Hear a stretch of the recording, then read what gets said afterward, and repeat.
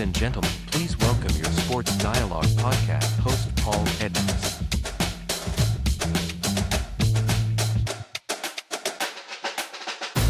Hello, everyone. Welcome to another episode of the Sports Dialogue podcast.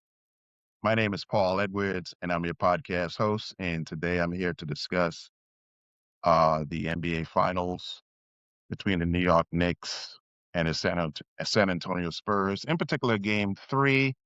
I'd like to discuss Game 3 and what I see potentially happening in Game 4. But before I do that, would like to encourage everyone to subscribe to my channel. You'll be alerted when I post additional episodes of this podcast, Sports Dialogue, and also I intend to resume the Get Fit, Stay Fit, Never Too Late podcast with medical professionals. And so you'll be alerted to that and lots of other good stuff that I have planned that should be informative and helpful and make a positive difference in all of our lives. That's my goal. But today I'm here to discuss the NBA Finals Games 3 and Game 4. And before I get started, as usual, I like to play back to you some of my comments that I made before Game 3. And I'm going to play you some highlights of the Spurs. The Spurs won the games. I'm going to start off with playing Spurs highlights after my comments, and then I'm going to come back and discuss what I said before Game 3. So here we go. I'll be back shortly. Usually in the regular season, you pass the ball here, you pass the ball there, you rotate it. They're not really challenged. The Spurs were making it hard for the Knicks just to run their stuff. So there were times where, I saw Mr. Alvarado, he just had to they were pressing up on him, and he just like, I got to take it to the hole. They're stopping the pass, and he got it to the hole, missed the shot, but he did the right thing. So the Knicks have to be ready for that intensity, and it's not like the teams don't know each other. They know each other well. They watch each other, it's been a long season, and they know what each team is going to run. So they're jumping passing lanes. The Knicks have to see that they're jumping the passing lanes. So what are we going to do? So if they jump in the passing lane, so the Knicks have to, I believe the Knicks have to realize that, hey, these guys know what we're doing, and they're jumping our passing lanes. So we now have to go to another option. What are we going to do? We have to do something a little bit different from what we're doing normally because they know what we're doing. And that's why they're making it so hard for the Knicks to make passes.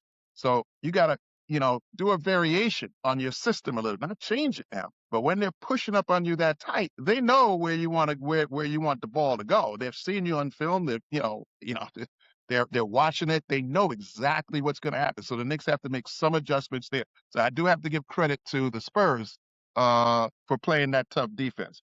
But I think this is the end of the floor that has let the Spurs down more so than the defensive end. They have got to be better down here, and that's a good way to start right there. The penetration by Fox. Brunson trying to stop Castle. Towns helping out as well. Once again inside Wimby, and he throws it down. He wanted a foul as well. He's not hitting as consistently as he has all season. Shamet tries to fight through another screen, and Harper throws it down. Dylan Harper once again off the bench. Fox and Castle back in. Alley-oop to Wembanyama, and easily throws it down. An indefensible play. Wembanyama, the defensive player of the year, tied up nicely. Gets it out to Champagnie, and Champagnie drills it and a foul. Brunson's going to pick up his second and a chance for a 4-point play for Champagnie. Important stretch for the Spurs because, Wemby's going to get a blow here in a few minutes. Another long three-pointer, lines it up and knocks it down. Put so much work in, so much sacrifice.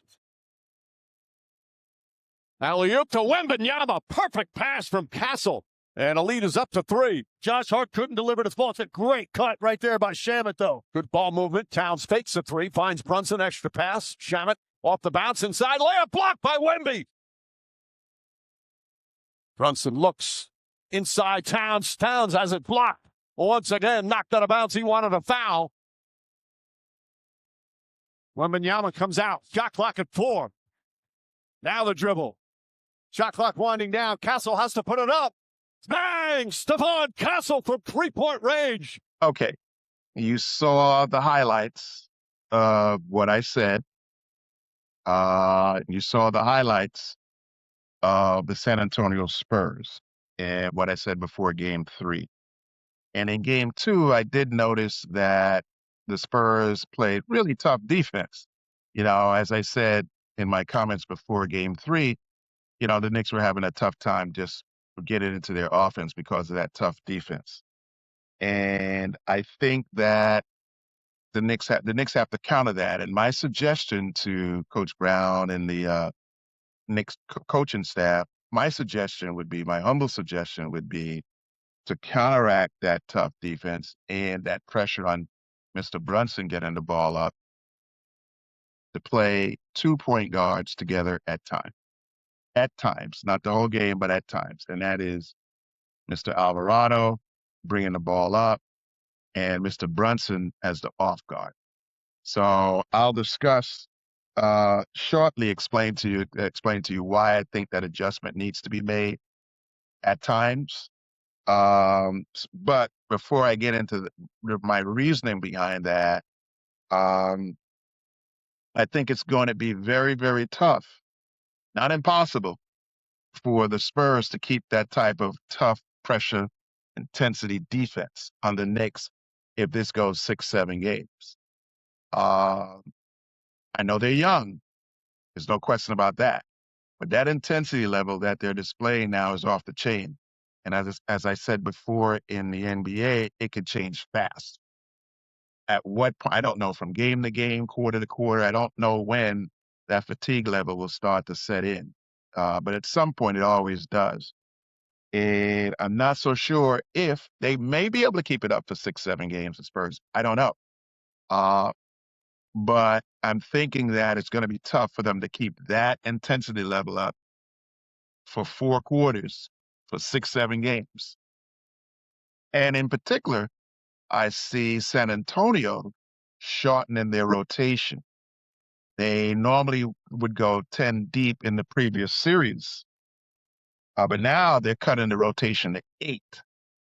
I don't see Harrison Barnes. I don't see Carter Bryant getting the minutes that they were getting in the Western Conference playoff series. And, now you got a higher intensity level with less guys playing the number of minutes that they were playing. So that's a recipe for fatigue. But again, they're young and they are eager. So we'll see if they can keep that up. However, the Knicks in game 2 and game 3, despite game 2, they won. In game 3, the Knicks kept it close. Despite that tough defense, so that's a credit to the Knicks. But they're going to have to make some adjustments for game 4. And I think, as I said previously, the first adjustment I think would be at times to insert Mr. Alvarado into the game along with Mr. Brunson and put Alvarado at the point and Brunson at the off guard. So if they keep that pressure up on Mr. Alvarado, now Brunson knows how to come get the ball. And when Brunson gets the ball, now they have to try to body him and double him. So now if they corner him, he can get it back to Mr. Alvarado. So we have 2 options to get us into the offense. That's my point. I don't believe they'll be able to stop both facilitators, both point guards, from getting us into the offense. And it's very important for us to get into our offense. And I'll tell you about that in a minute, but I'll tell you what I see happening with just Mr. Brunson on the floor. They're bodying him up, from 3/4 floor length, and he's having a tough time just getting it across the timeline. And then he calls for a pick. We get a pick, and then Brunson gets through the pick, gets by the pick with the ball, and then the other side, boom. Here's Mr. Champagny or Vassell right up on Brunson. And these are taller players than Mr. Brunson.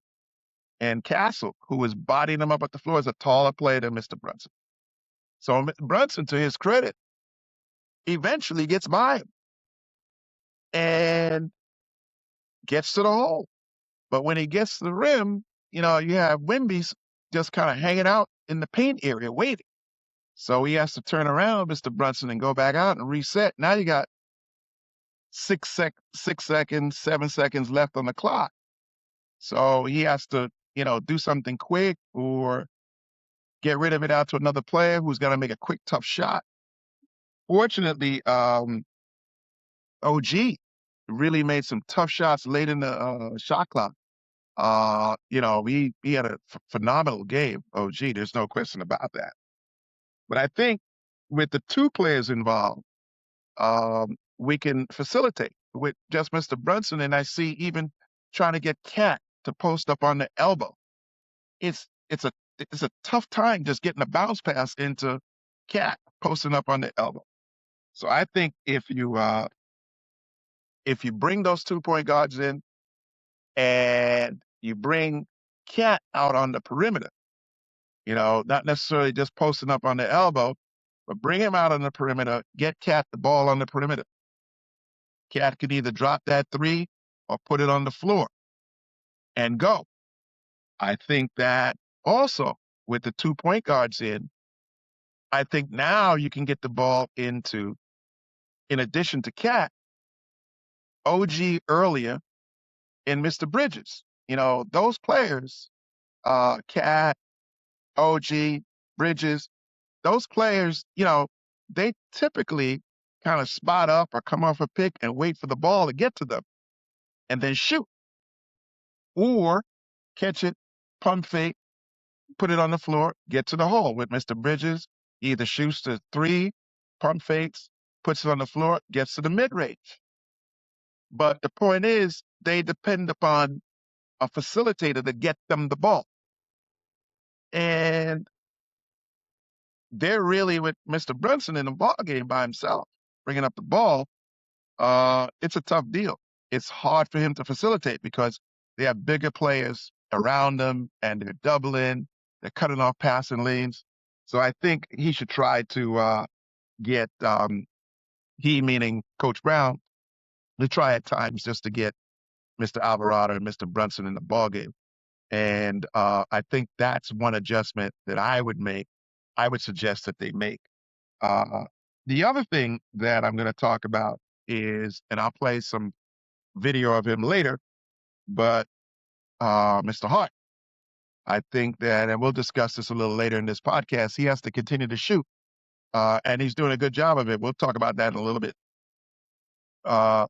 And the reason why that's important is Wimby is they're putting a shorter player, whether it be Castle or Vassal, on Cat on the perimeter because they know Cat can drop that three. They're not bringing Wimby out. And if Cat drives, Wimby's hanging around the paint area waiting to give support. If Cat gets by Castle or Vassal or whichever shorter player is guarding Cat, Wimby's there for support. So who is Wimby guarding? Oftentimes, they're actually leaving Wimby on Mr. Hart. But he's not really on Mr. Hart. He's saying, hey, I'm going to leave you open. Shoot it. And Mr. Hart is saying, okay, thank you. And which he should say. And he should shoot it. We'll talk about it a little bit. And that's something that Mr. Hart has to continue to do because Wimby has to be made to be brought out of the paint. There is no question about that. Coach on the Spurs are making a good adjustment.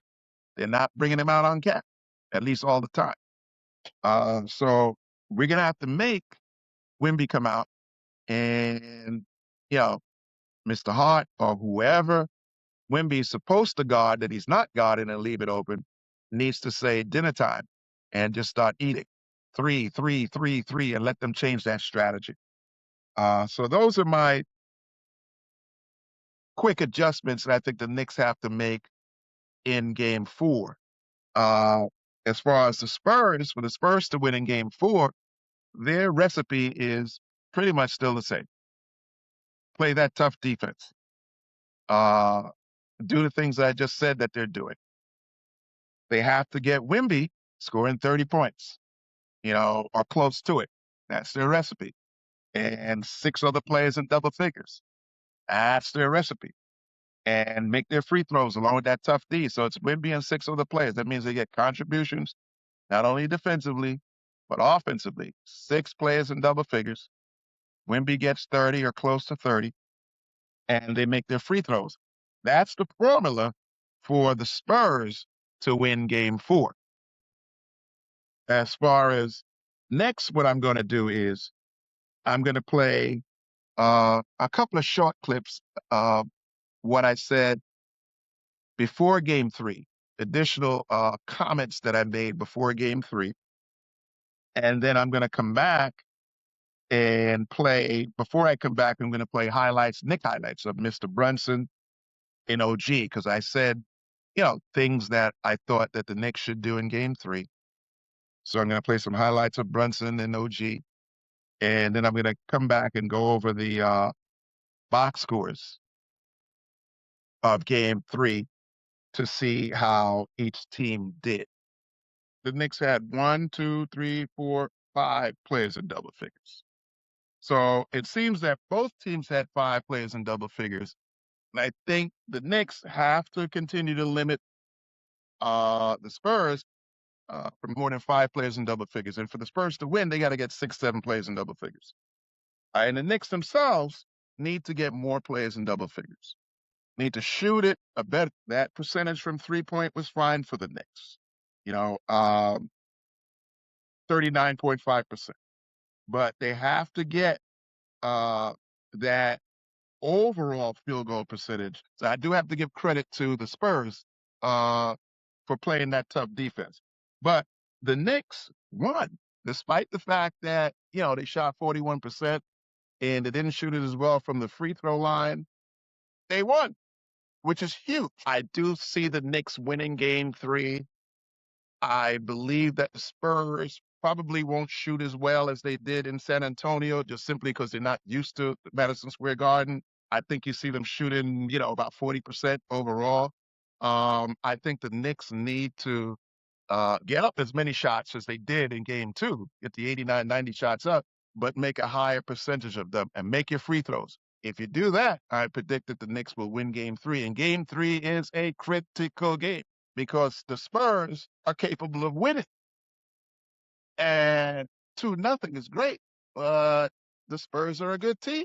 The Garden will be rocking. New York City will be rocking. So we need to just go ahead and get that game 3 win. Because if you get that game 3 win, it's not impossible to come back, but it's very unlikely. Keldon Johnson, the NBA Sixth Man of the Year, who has struggled in this series. He's in for the first time, so Johnson and Harper off the bench. Anunoby backs in. Tough fall-away shot is up and bounces around and drops through. Once again, right into Wembanyama. Shamit's guarding him. Stripped. Good hands defensively. Brunson the other way. Anunoby has it. Spins against Castle and throws it down. And used his touch over the top. Castle stripped by Town. Picked up by Bridges. Ball deflected by Anunoby. He's going to try a three-pointer. Got it! Hart on the drive, deflected, but finds its way to Clarkson. Back in the corner, shot clock winding down. Anunoby, step back, three-pointer. It's good! OG Anunoby's got 15. That type of production in the first half, critical for the Knicks. Brunson back up top. They swing it. Anunoby. Wimby closes. Anunoby with the slam. A thunderous jam from OG Anunoby and a jab step.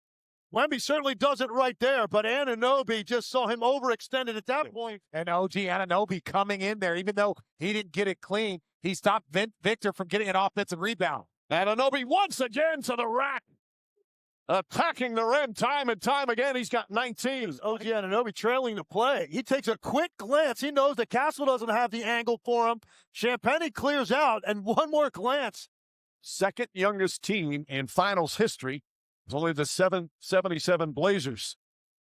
They don't play like a young team as Anunoby drills another. He's 7 of 8 from the field. Brunson doubled. Inside Anunoby. Anunoby at the foul line. Shoots the jumper. And the soft touch goes through. 24 for Anunoby. Knicks still do have one timeout left. Goes to Anunoby in the corner. Fires away. Three-pointer. Got it! OG Anunoby nails it. It's a two-point game with 9.4 remaining. To get this ball to the corner up the sideline. Dylan Harper is right there. That is a perfectly thrown pass by Josh Hart. A lot of bumping. Brunson spinning, leans in, falling away. Shot banks it home. High off the glass. What a response from San Antonio after that crushing loss in game 2. Brunson sneaks inside once again, banks it home. Spurs back up 5, just past the midway point second. Brunson goes right at Cornette. Righty shot, he banks it in. How did he do that?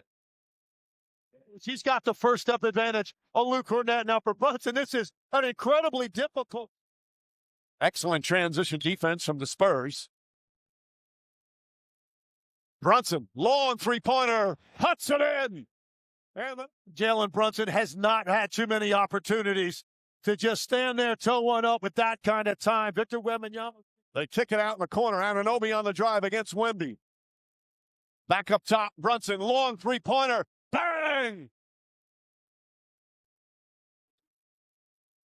Brunson, shot clock winding down. Dribbles, drives inside, shot off the glass, can't get it. Fight for the rebound. Brunson gets it back, puts it up and in. Yeah, Castle meeting Brunson at half court every time. Foul, shots good. Yes, they counted and one. Felt the contact, threw it up. And again, the hardest part about this is that he's on the side of his shooting arm and is able to get that up. Castle now chasing Brunson. Brunson gets inside, sidestep layup, bangs it in. Back to 5. Sideline right here. If you're Wimby, you've got to cut that basketball open now. Jalen Brunson knows that's 7'5" in your rearview mirror. Another spectacular defensive play. Towns a 3. Off the mark. Brunson catches it. Goes inside. Layup, banks it in. And the foul. Bridges back to Brunson. He's got to put it up. Shot clock winding down. Shot is up. Shot is good. Clutch shot. And it's a 4-point game with 2:20 remaining.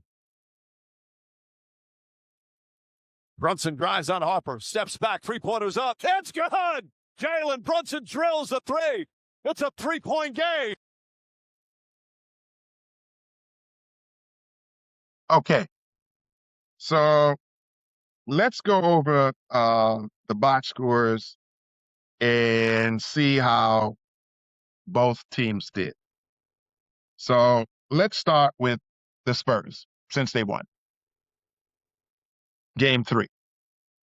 I said their formula for success, again, at the risk of repeating myself, 30 points for Wimby, 6 players in double figures.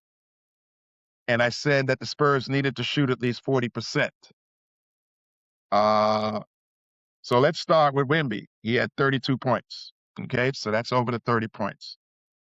I said they have 6 players in double figures. They had 1, 2, 3, 4, 5, 6 players in double figures.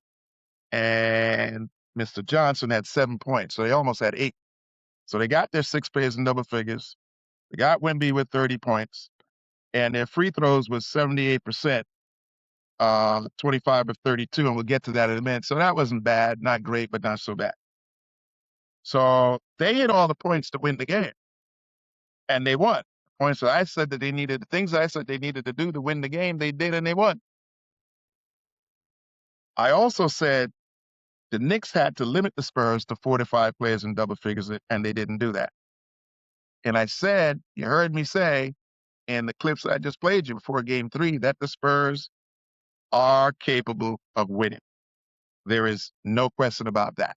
I said that the Spurs would shoot about 40% overall field goal percentage, and they shot 46% overall field goal percentage. One of the things I didn't factor in, I said that because they were on the road, they wouldn't shoot as well at the Garden. I forgot to factor in that Champagne is a New Yorker, play for St. John's, and the Garden is their second home court. And I forgot to factor in that Mr. Castle, is used to playing at the Garden because we do the Big East tournament at the Garden. at least once a year. UConn comes down to the Garden to play St. John's. So those two players shot it pretty well. Champagne had 12 points, and Castle had 23 points. So they shot it a little bit better than I thought they would on the road. They meaning the Spurs.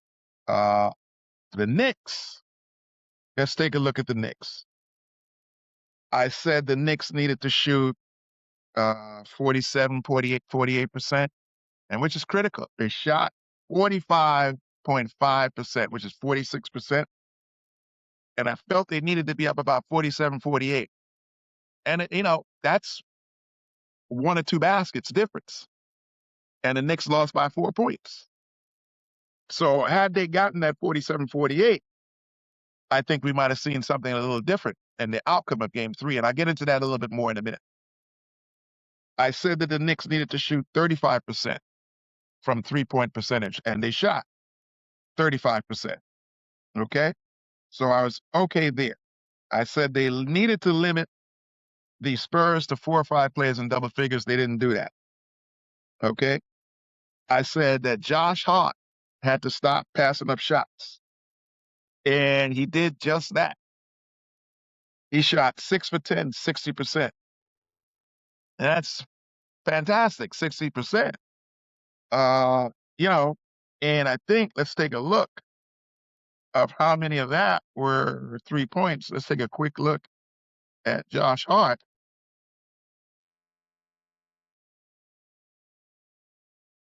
Let's just see here.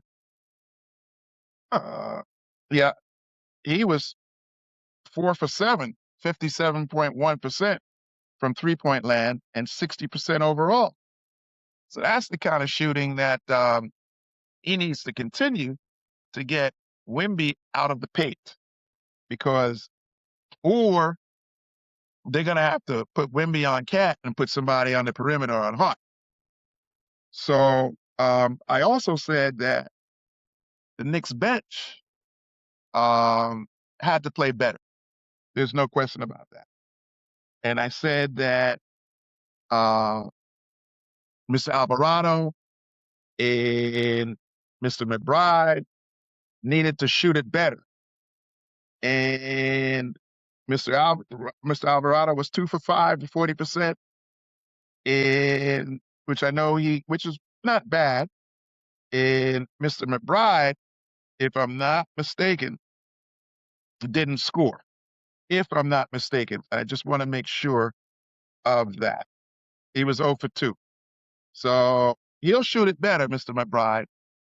And I think Mr. Alvarado would even shoot it better than 40%. But at least he was 40%, 2 for 5. But I did call for Jordan Clarkson to get some time. I think you heard me in that replay. I said that the Knicks need to get Mr. Clarkson in the game. And they did that. And guess what? He got in double figures. He had 10 points, which was very, very good for the Knicks off the bench. So here's what I think happened in the game to summarize. Now that you've heard what I said they should do, you saw what they did. I think the Knicks had problems with not limiting the Spurs to 6 players in double figures. And I thought they should have shot a little bit higher percentage than 45%, 47, 40 to 48. But if you take a look, even with them not doing exactly, well, obviously Clarkson came in and double figures. I said he needed to do that. I said Josh Hart needed to shoot. He did that. In summarizing game 3, here's what it came down to. The Knicks made 40 field goals. The Spurs made 39 field goals. So the Knicks made 1 field goal more than the Spurs.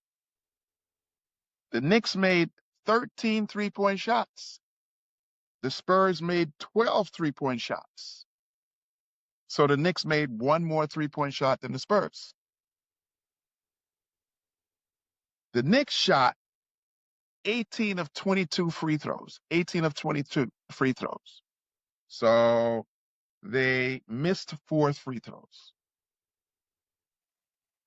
The Spurs made 25 of 32 free throws. So the Spurs went to the free throw line, more than the Knicks, which, you know, I don't know. I see both teams playing tough and rugged, and I just didn't see the Knicks fouling 5 times more because they had 10 more free throws, so that's at least 5 extra fouls. And I did see at least a couple of calls missed, but I'm not going to get into the calls. I'll leave that to, the coaching staff, and I'm not saying they're right, they're wrong, but I'm not going to get into that. But the point that I'm trying to make is that they had 32 free throws attempts, the Knicks had 22. The Knicks made 18 and free throws, and the Spurs made 25 free throws. So that's a 7-point difference right there. So that, to me, is an area there that one of the key areas, the 3 key areas that cost the Knicks the game, I think was a tough defense, which stopped them from shooting the 48%, 47%, even though they shot 45.5. So that tough D was important for the Spurs. The 7 points on the free throw line. The Knicks lost by 4. Spurs made 7 more points at the free throw line. And the Knicks turned the ball over 13 times, and the Spurs turned it over 8 times. So I think those are the 3 keys in why the Knicks lost game 3. The free throws, the turnovers, the tough D that held the Knicks on the 47 or 48%. So in game 4, the Knicks really have to get back up to that 47, 48, 49%, even 50%. They got to shoot it at least 47% in game 4, the Knicks, at least. I'm looking for 48 to 50, but at least. And then 3-point land, that 39%. They come back in at 39% for 3 points, for the 3-point percentage for the Knicks to win. And I think that they certainly have to limit the turnovers, because I saw some unforced turnovers. And again, the Knicks had 13 turnovers. So they're going to have to limit that. And if the Knicks can do that, 48%, 47%, field goal percentage, 39% from 3, the Knicks need to get 6 players in double figures. We need at least 2 players on the bench in double figures, and all starters in double figures. So that'd be 7, but at least 6. If the Knicks can do that, but they're very, very capable of doing it, I think the Knicks leave Madison Square Garden on Wednesday being up 3-1. So I'm predicting that the New York Knicks will win game 4 on Wednesday, and the Knicks will travel back to San Antonio up 3-1. But before I go, I'd like to play you a video about what I said about Mr. Josh Hart earlier in the series. And I'd like to play you some highlights of Mr. Josh Hart on game 3. I think he deserves that respect. And I'll be back shortly. My God, I don't have the highlights for Josh Hart, but, I told you that he's one of my favorite players. He has a big heart. There is no question about Josh Hart. He is a tremendous player. I think he had, if I'm not mistaken, just want to take a look, he had 15 rebounds. I mean, Josh Hart, how tall is he? I'm not sure. He's 6'4", 6'5", 6'6". I mean, 15 rebounds and 6 assists. There's a point in the game where he was just getting the rebound after rebound after rebound, and that changes the game. So big props to Josh Hart on his game 1 performance. And I think that, my only thing, other message to Mr. Hart is, hey, listen, Your teammates have confidence in you shooting. I see that they're rotating the ball to you. You're coming off screens, you're getting the ball, but I see you passing up shots. You took 5 shots, and you were 1 for 5, Mr. Hart. Have confidence in your shot. I believe you can get more shots up. Don't pass up the shots. And right now, the Knicks look like the more nervous team, the team that needs to calm down at the start of this game. Towns fakes. Champagnie keeps him in front. Hart left wide open. Connects on a 3. Shamet searching. Hart tries another 3. Hart nails another 3. Hart rips down another rebound, looks to push. Hart goes right at the rookie and bangs it home. Timeout San Antonio. So a little bit of a rhythm here as we wind down the second quarter. Towns knocks it away, the steal. And Anunoby has it poked away. Hart right there to pick it up, gets inside, lays it up and in. Kicks it out, Hart to Brunson. Fakes, drives Brunson back up top to Hart. Hart's going to try another 3. Got it! Josh Hart has suddenly come alive from downtown. San Antonio's missed 6 free throws so far. Brunson to Hart. Corner 3, puts it up, puts it in. Josh Hart. Some Hart heroics here in game 3. He's 4 of 6. Okay, so you saw what I said about Mr. Hart, encourage him to keep shooting, and you saw that he did just that. And that's what he needs to continue to do in game 4 and going forward in the series. So as always, please remember to exercise. Exercise is good for your health, your mind, your body, and your soul. And please get your doctor's approval before you exercise. And remember to just do it lightly. Don't overdo it, but be consistent with it. And as always, I have a book release coming soon, so I'm going to play a promo of the book release. And make sure you stay prayed up. God bless you. Thank you for watching. Please subscribe to the channel. God bless. The Truth Plan shows us how to help to eliminate the inequities in affordable housing, unemployment, healthcare, education, the media, small businesses, access to capital, and much more. The Truth Plan also shows us how the elimination of these inequities also benefits the higher income community. The goals and objectives for equity are crucial in addressing the disparities that exist in our society. A primary focus must be on eliminating the racial, wealth, and equity gaps that disproportionately affect low-income and minority communities. This involves a comprehensive approach that includes ensuring access to affordable housing, improving employment opportunities, and enhancing healthcare access for underrepresented groups. By prioritizing these areas, we can create a more equitable foundation for all individuals, regardless of their background or economic status. The Truth Plan is a self-help plan to eliminate the racial, wealth, and equity gap that exists between the low-income, the middle-income, the Black and brown communities, and the higher-income communities. The Truth Plan believes that all communities should prosper. The success of the Truth Plan will help to eliminate the inequities between the aforementioned communities in the areas of affordable housing, unemployment, healthcare, education, the media, small businesses, access to capital, and more.